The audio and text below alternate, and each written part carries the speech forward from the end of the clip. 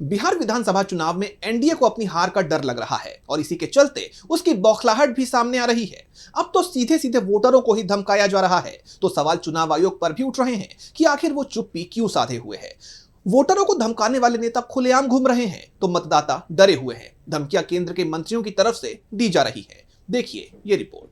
मोदी सरकार के मंत्री ललन सिंह मतदाताओं को धमका रहे हैं कि वोट देना है तो बीजेपी और जेडीयू को देना है, नहीं तो घर बैठना है। अपने समर्थकों से कह रहे हैं कि जो एनडीए का वोटर नहीं है उसे वोटिंग वाले दिन घर से निकलने नहीं देना है। अगर वो वोट डालने के लिए अड़ता है तो उसे साथ लाएं, सामने वोट डलवाने। महागठबंधन को वोट नहीं मिलना चाहिए। एक आदमी नेता है तो चुनाव के दिन उनका घर से निकले मत ही हो। उनका घर में पैक कर दीजिए। आप बहुत अगर हाथ जोड़तो तो कही हो कि तू चला हमनी के साथ अपन वोट गिरावा और आके घर में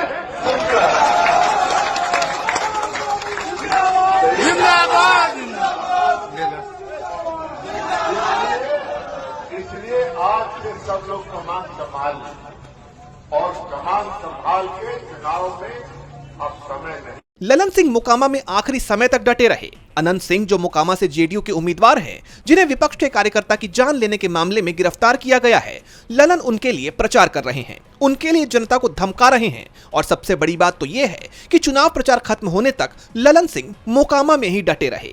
महागठबंधन की तरफ से ललन सिंह का वीडियो पोस्ट किया गया। चुनाव आयोग से सवाल किया गया कि वो चुप्पी कब तोड़ेगा। ललन सिंह को तुरंत चुनाव प्रचार करने से रोका जाए। आरजेडी ने इसकी शिकायत की तो चुनाव आयोग ने ललन सिंह के खिलाफ एफआईआर करा दी, नोटिस भेज दिया, लेकिन चुनाव प्रचार करने से नहीं रोका। जिसका फायदा उठाते हुए ललन सिंह ने मोकामा में 13 किलोमीटर लंबा रोड शो कर दिया। ऐसे में चुनाव आयोग पर सवाल उठ रहे हैं कि क्या वो टाइम काट रहा है, क्योंकि पहले चरण का प्रचार भी खत्म हो चुका है। ललन सिंह के दबदबे वाली सीटों का प्रचार खत्म हो गया है।